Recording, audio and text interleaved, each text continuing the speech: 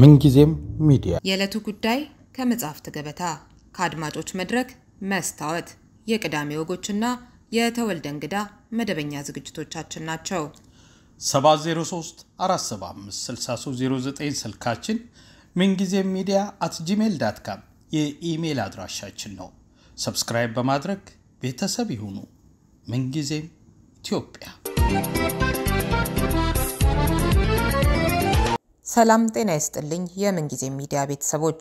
ዛሬ መስከረም 24 2018 ዓ.ም ተወዳጁ የሙዚቃ አቀናባሪ የዜማና ግጥም ደራሲ ሁለገቡ ሙዚቀኛ ኤልያስ መልካ በሞት ከተለየን 6 ዓመታትን የደፈነበት ቀን ነው።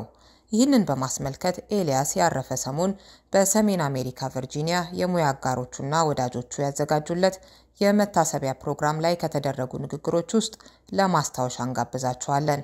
ለኤልያስ መልካ ቤተሰቦች፣ ወዳጅ ዘመዶች፣ አድናቂዎች ሁሉ መጽናናት ይሁን።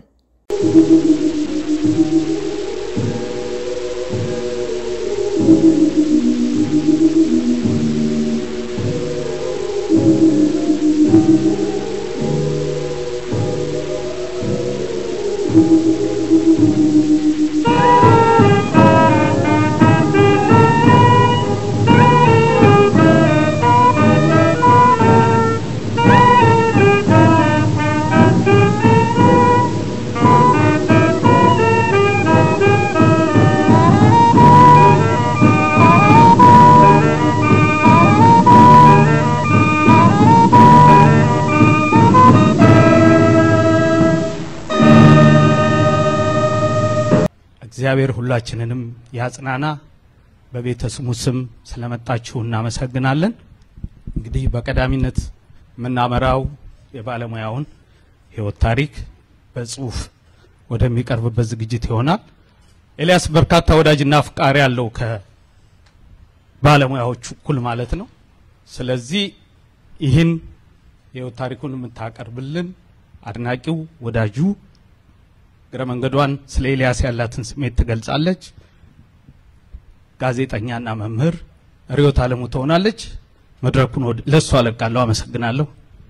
በብዙዎቻችን ህይወት ውስጥ የማይጠፋ አሻራውን ባስቀመጠው የሙዚቃ አቀናባሪ፣ ጊታሪስት፣ የዜማና ግጥም ደራሲ ከምንም በላይ ደግሞ በኔ አረዳድ በሞራል ከፍታ ጫፍ ላይ በወጣው ኤልያስ መልካ ህልፈተ ህይወት የተሰማኝን ታላቅ ሐዘን ለመግለጽ እወዳለሁ። ለቤተሰቦቹ፣ ለዘመዶቹ እንዲሁም ለወዳጅ ዘመዶቹ መጽናናትን እየተመኘው በተወልደ በየነ የተዘጋጀውን የህይወት ታሪክ አቀርብላችኋለሁ። ለሙዚቃ የመነነው ኤልያስ መልካ አጭር የህይወት ታሪክ። ለሙዚቃ የመነነው ኤልያስ መልካ ከናቱ ወይዘሮ አጸደ ፈለቀና ከአባቱ አቶ መልካ ገረሱ አዲስ አበባ ልዩ ስሙ 7ኛ ተብሎ በሚጠራው ሰፈር በ1970 ዓመተ ምህረት ተወለደ። ኤልያስ መልካ ህይወቱን የሰጠላትን ሙዚቃን ከመቀላቀሉ በፊት በልጅነቱ ትንሹ ማራዶና እስከመባል የተዋጣለት እግር ኳስ ተጫዋች ነበር። የፕሮቴስታንት እምነት ገና ባልተስፋፋበትና ወታደራዊው መንግስት በአማኞቹ ላይ ጫና በሚያሳድርበት ዘመን የእምነቱ ተከታዮች በየመኖሪያ ቤቶቻቸው እየዞሩ በጊታር፣ በኦርጋን፣ በድራም ወዘተ የአምልኮ ስርዓታቸውን ይከውኑ ነበር። በተደጋጋሚ ስርዓቱ ከሚከወንባቸው ቤቶች ባንዱ ውስጥ የሚኖረው ታዳጊው ኤልያስ ከጊታር የተለየ ፍቅር ያዘው። አልፎ አልፎም መነካካት ጀመረ። በኋላም ክህሎቱ እየጨመረ መጣ። ከ11ኛ ወደ 12ኛ ክፍል ሲዘዋወር ክረምቱን የሙዚቃ ትምህርት ቤት ገባ። በዛም ከብዙ ሰዎች ጋር የመገናኘት እድል ገጠመው። በኋላም የሙሉ ጊዜ ተማሪ በመሆን ያሬድ የሙዚቃ ትምህርት ቤት ገብቶ ትምህርቱን በጥሩ ውጤት አጠናቀቀ። ከተሳተፈባቸው የሙዚቃ ቡድኖች ወይንም ባንዶች ጽዮን የመንፈሳዊ የሙዚቃ ቡድን፣ መዲና የሙዚቃ ባንድ፣ 3M የሙዚቃ ባንድ፣ ዜማ ላስታስ፣ አፍሮ ሳውንድ በዋናነት ተጠቃሽ ናቸው። በሀገራችን የሙዚቃ ታሪክ የዘመን ርክክብ ሲነሳ ወርቃማው የሙዚቃ ዘመን ሮሃ ባንድ በአሞራው የሙዚቃ ባንድ፣ አሞራው የሙዚቃ ቡድን ወደ አቀናባሪ መሐመድ አማን፣ ከመሐመድ አማን ወደ ሙልጌታ አባተ፣ ከሙልጌታ አባተ ወደ ኤልያስ መልካ ተሸጋገረ። ኤልያስ በእነዚህ የዘመን ቅብብሎሽ የነበረውን የተለመደ የሙዚቃ አካሄድ አቅጣጫ በመቀየር በአዲስ የሙዚቃ አብዮት ኢንዱስትሪውን ተቆጣጠረው። የመጀመሪያውን የቅንብር አቅምና ችሎታውን ያስለካው በትዝታው ንጉስ መሐሙድ አህመድ ሁሉም ይስማው በተሰኘ የሙዚቃ አልበም ነበር። በመቀጠል የኤልያስ የሙዚቃ አብዮተኛነትን ያወጀው የቴዎድሮስ ካሳሁን ወይንም ቴዲ አፍሮ ሁለተኛ የሙዚቃ አልበም ነበር። በዚህ የሙዚቃ አልበም ውስጥ የሙዚቀኛ ዳግማዊ አሊ አስተዋጽኦ እንደተጠበቀ ሆኖ ማለት ነው። ኤልያስ ካቦጊዳ የሙዚቃ አልበም በኋላ ንግስናውን አረጋግጦ ሙዚቃን ፍቅርና አምሮቱን መወጫ አደረጋት። በአጭር ጊዜ ውስጥ የሙዚቃውን ኢንዱስትሪ በመቆጣጠር ተሰምተው የሚደጋገሙ የሙዚቃ አልበሞችን አበረከተ። በኤልያስ መልካ ሙሉ ለሙሉ ከተቀናበሩ የሙዚቃ አልበሞች መካከል የቴዎድሮስ ካሳሁን ወይም ቴዲ አፍሮ አቦጊዳ፣ የተሾመ ወልዴ አቻዬ መልሴ፣ ያረጋኸኝ ወራሽ በቃ በቃ፣ የግርማ ገመቹ ትመችኛለሽ፣ የትግስት በቀለ ሳቂታው፣ የጎሳይና አሌክስ ኢቫንጋዲ፣ የአብነት አጎናፍር ድብቅ ውበት፣ የማዲንጎ አፈወርቅ አይደረግም፣ የኃይልዬ ታደሰ ሁሌ ሁሌ፣ የፍቅር አዲስ ነቃ ጥበብ ልዑል አስወደደኝ፣ የይርዳው ጤናው ጀንበር፣ የሚካኤል በላይነህ አንተ ጎዳና፣ የጌቴ አንለይ ቼበልቤና መልክሽ አይበልጥሽም፣ የኃይሌ ሩት ቺጌ ይገኙበታል። ለማሳያ ያህል እንዲሆኑ ጥቂቶቹ ተጠቀሱ እንጂ ሙሉ ስራዎቹ አለመካተታቸውን ልብ ይሏል።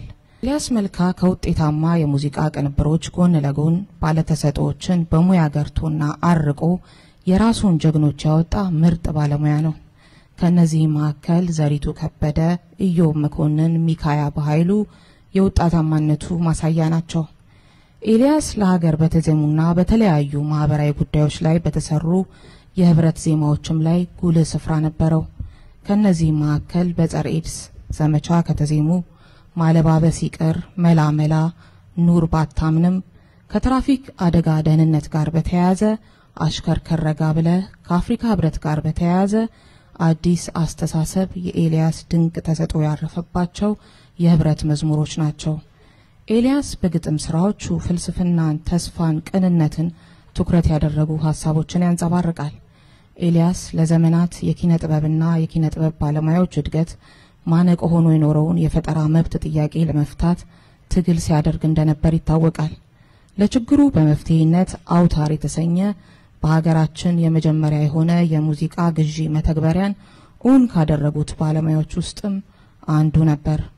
ኤልያስ ከዓመታት በፊት ኢትዮጵያዊው የሙዚቃ ንጉስ ጥላሁን ገሰሰ ለሚያቋቁመው የስኳር ህመምተኞች ማህበር መርጃ የሚውል ስኳርን ታዘብኩት የሚል ዜማ በአቀናባሪነት ሰርቶ ነበር።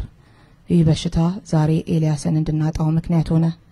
ባለድንቅ ተሰጥኦ ኤልያስ መልካ የተጠቀሱትን አይረሴ የሆኑትን የጥበብ ስራዎቹን የከወነባት በገና ስቱዲዮ ዋነኛ ተጠቃሽ ናት።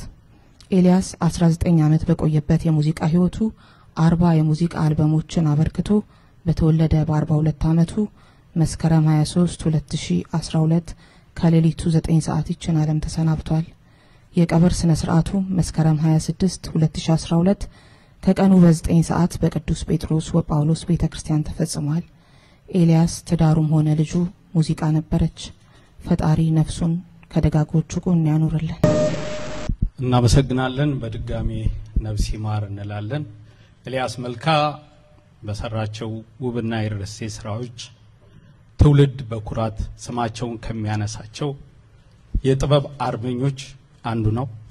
ከምንም በላይ ስለ ኤልያስ ነበር እያሉ ማውራት ከባድ ነው። ከህይወት ታሪኩ እንደሰማችሁት ኤልያስ 19 ዓመት ነው በሙዚቃ የቆየው። በዚህ አጭር እድሜው ግን ከ40 በላይ የተዋጡ አልበሞችን ሰርቷል።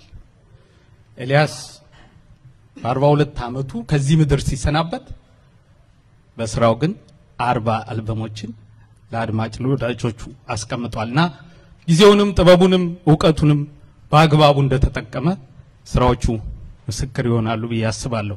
ስለ ኤልያስ ስናነሳ በህይወት ታሪኩም ውስጥ እንደተካተተው ይህን የተወደደበትን ቦያ ሲጀምር ከትዝታው ንጉስ መሐሙድ አህመድ ስራ ጋር የጋሽ መሐሙድ ሁሉም ይስማ የተሰኘው አልበም ሲሰራ ኤልያስ ለመጀመሪያ ጊዜ በቅንብር ከተሳተፈባቸው አልበሞች የመጀመሪያው ነው።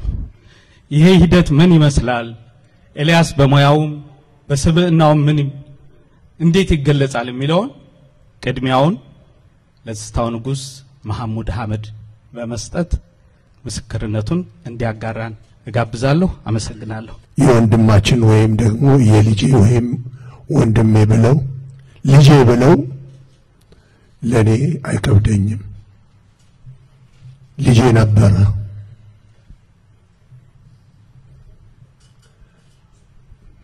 በጣም ጥሩ ሙዚቀኛ የነበረ እና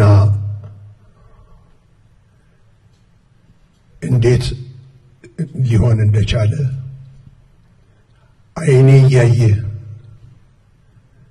እባክህን ብለን የምንለው ነበር። እንዴት አመሻችሁ? ኤልያስ ብዙ የሚባልለት ብዙ የተባለለት ልጅ ነው።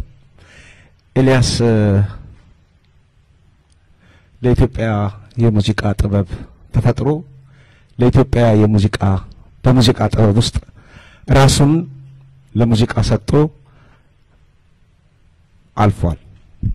ኤልያስ የማንረሳቸው በጣም ብዙ ነገሮች ሰጥቶናል። እድሜ ልክ የምንረሳው ስራ አይደለም የሰጠን ኤልያስ። ከኤልያስ ጋር ቁጭ ማለት ሳታቀው ይነጋል። ሌሊቱ ሳታቀው በቃ ይነጋል። ከኤልያስ ጋር ሙዚቃ ብቻ አይደለም የምትሰራው። ከኤልያስ ጋር በጣም ብዙ ነገሮች ትማራለህ። ግን ባይገርማችሁ ከኤልያስ ጋር እንዲሁ በአካል ተገናኝተን አናውቅም። ታሪኩ የሚጀምረው እኔ አሜሪካን ሀገር ከመጣሁ በኋላ የዘሪቱን ስራ እሱ የሰራውን እንዳይገለኝ የሚለውን አንድ ጓደኛ ይዞ ይመጣል ሲዲውን እና እኛ ቆመናል። ሮሃ ካቆመ በኋላ ሌላ ሙዚቀኛ የሚቀጥልም አልመሰለኝም። ትዕቢታችን ያን ያህል ነበር እና ሊሆን አይችልም አልኩት። እኔ ከመውጣቴ በፊት ጃማይካኖች ገብተው ነበር ኢትዮጵያ ውስጥ እና እነሱ ናቸው የሰሩት አልኩት። ኖ አረ አንድ ትንሽ ልጅ ነው ጊታር በምንም አይነት እንደዚህ የሚጫወት ሰው እዛ ያለው አልሰማሁም። ከየት ሊመጣ ይችላል? ኤልያስ መልካ ልዩ ሰው ነው። ባጭሩ ሰውየውን ለማግኘት የጓጓሁትን ያህል ከአሜሪካ ሀገር ስመለስ ሙዚቃ ብሰራ ከኤልያስ መልካ ጋር ነው ብዬ ወስኜ ነው ወደ ሀገር የገባሁት። እንግዳ ነኝ እኔ ስኖር በዚች ዓለም ሀብቴም በሰማይ ነው ከዚህ ምንም የለኝ። መላእክት ይጠሩኛል ከሰማይ በከፍተው ከእንግዲህ ዓለም ፍጹም ቤቴ አይደለም። ምንጊዜም ሚዲያ የዕለቱ ጉዳይ ከመጽሐፍት ገበታ ከአድማጮች መድረክ መስታወት የቅዳሜ ወጎችና የተወልደ እንግዳ መደበኛ ዝግጅቶቻችን ናቸው። 703 475 6309 ስልካችን ምንጊዜም media@gmail.com የኢሜል አድራሻችን ነው። ሰብስክራይብ በማድረግ ቤተሰብ ይሁኑ። ምንጊዜም ኢትዮጵያ